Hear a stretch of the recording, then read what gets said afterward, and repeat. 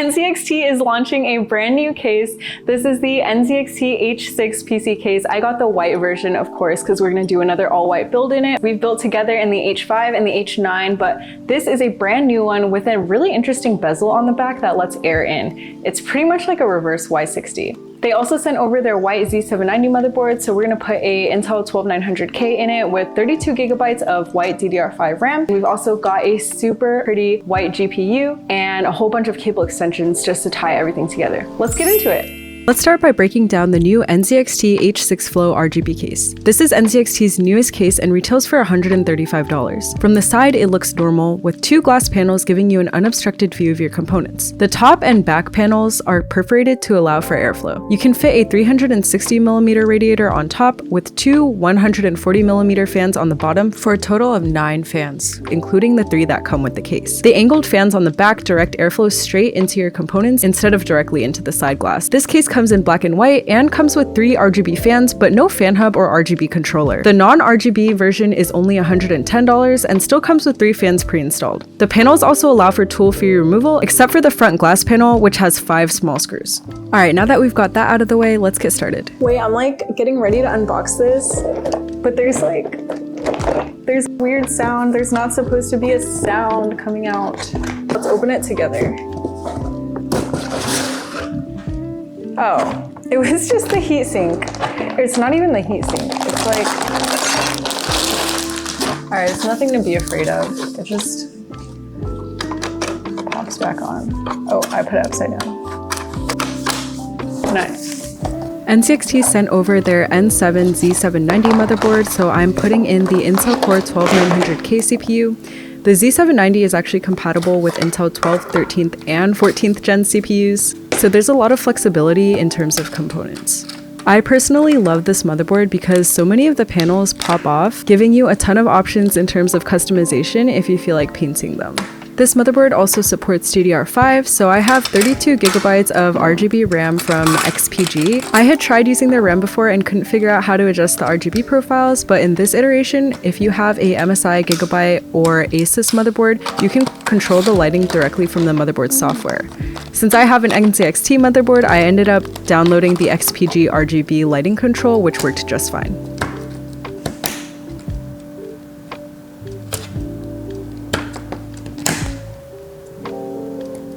Now it's time to install the SSD. I have a Gen 4 M.2 SSD for this build. I did not know that Acer Predator even made SSDs, but this one seemed like a pretty good deal on Amazon at the time. I'll link the full parts list down in the description, but the interesting thing about this SSD is that it has a graphene-laced foam pad as a heat spreader.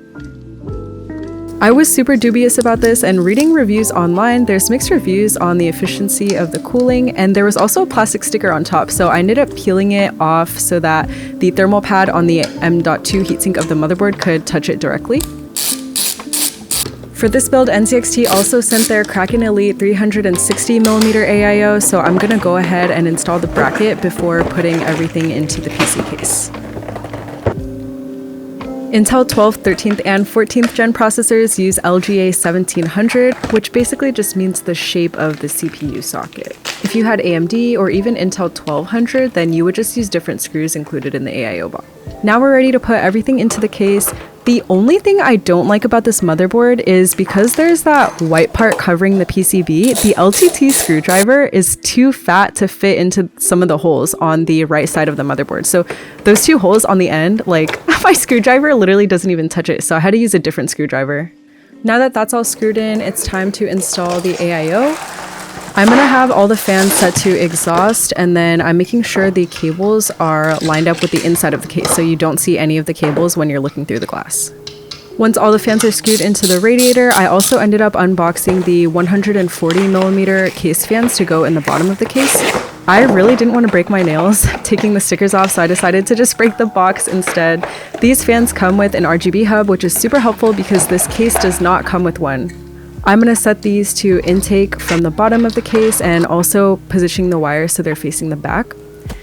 They come with screws, but actually the case comes with the screws you're supposed to use, so do not use the ones that come with the nzxt fans in the box. I also got super worried that I wouldn't be able to plug any of the cables in once the AIO is installed, so I went ahead and got my cable extensions ready. So I'm just putting 3 cable combs per cable just to keep things nice and clean. So this is going to be the cable for the CPU. I actually like these cable extensions more than the Antec ones that I used to get because they're super flexible, and the Antec ones are kind of like thick, so it's harder to bend them. I'll link these down below as well. Okay, final step before mounting the AIO, I'm grabbing the cable for the AIO and plugging in the fan control into the CPU cooler header at the top of the motherboard, just because, again, I'm super worried about there not being enough room once that radiator is installed. So I'm using the shorter screws that come with the AIO to mount this radiator to the top of the case. There are 12 screw holes, but I'm only using 8. So I plugged in this because I thought there wasn't gonna be enough room after I put the AIO, but there's actually so much room. I'm not used to that at all. We're gonna plug in this cable. Right here, there's a tab. It makes a click. Let's fold these and then put them back here. Now there's already a thermal paste right here. Take this off. Thumb screws.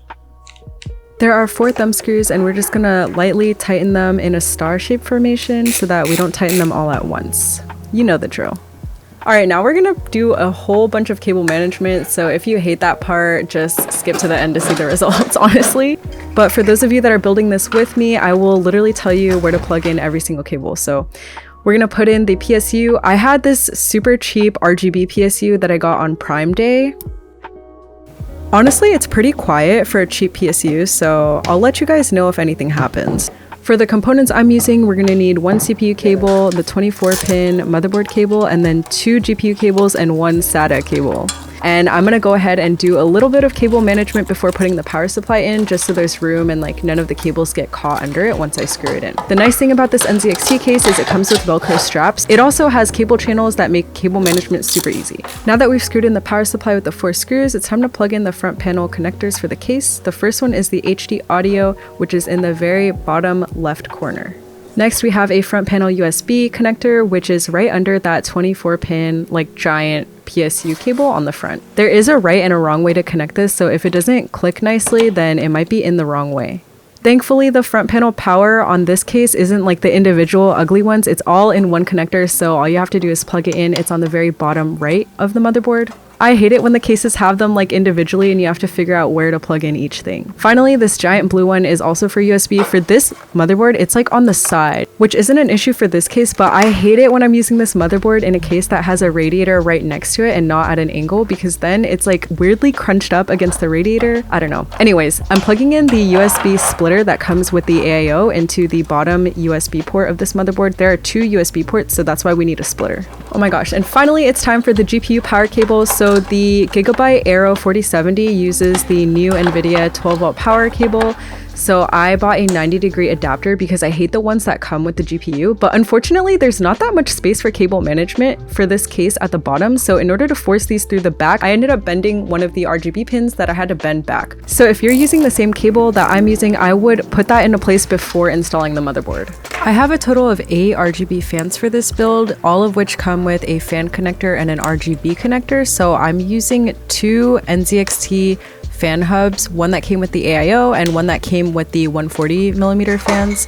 And so between the 2 controllers, you can plug in 6 fans, which leaves 2, but there's also 2 RGB headers on the nzxt Z790 motherboard.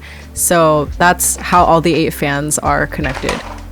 This case itself actually comes with a daisy chain cable, or like a splitter, for the 3 RGB and fan connectors for the side fans that the case comes with, but I ended up unconnecting those daisy chain cables and just plugging everything directly into the motherboard or the hubs, just because I like the cable management a little bit better that way. And now it's time to install the GPU. I'm using the Gigabyte Aero 4070. Honestly, I feel like this would have looked really, really good vertically mounted, but I didn't buy a vertical mount bracket and the airflow is a little bit better this way, so I decided to just leave it. Now we're almost ready to turn her on. That sounded really funny, but let's put all the panels on and then we can see if it turns on properly.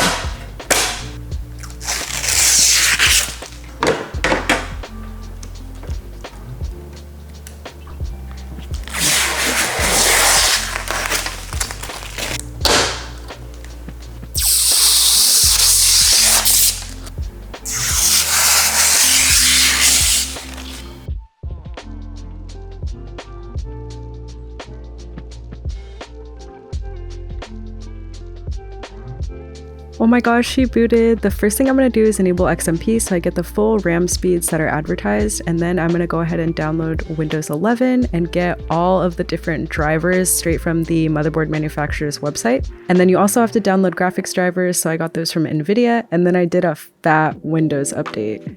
You're also going to want to go into display settings and make sure your display is running at the correct refresh rate because sometimes it doesn't automatically do it. If you want to change any of the GIFs or lighting, you're going to need nzxt cam, and that actually lets you put any GIF from Giphy on your Kraken AIO. If you're using this RAM and motherboard, you're going to need to use the XPG RAM lighting software. And then I went ahead and did some benchmarks and stress tests just to make sure everything was running as it was supposed to. And then I downloaded CS2 and ran it on high settings for 1080 just to see what kind of FPS I'm getting. It makes like a satisfying sound. Did you get that? On high, I was getting around 310, and then on the low settings, I was getting 355. I thought about running Valorant, but it's mostly CPU intensive, and I feel like a toaster could run it. Here are some beauty shots of the final build. I'm super happy with how this came out, and I love that nzxt is trying new things with their cases. This might be my favorite one from their lineup so far. Let me know what you guys think about it in the comments, and of course, subscribe for more aesthetic PC builds. Thank you guys, see you next time.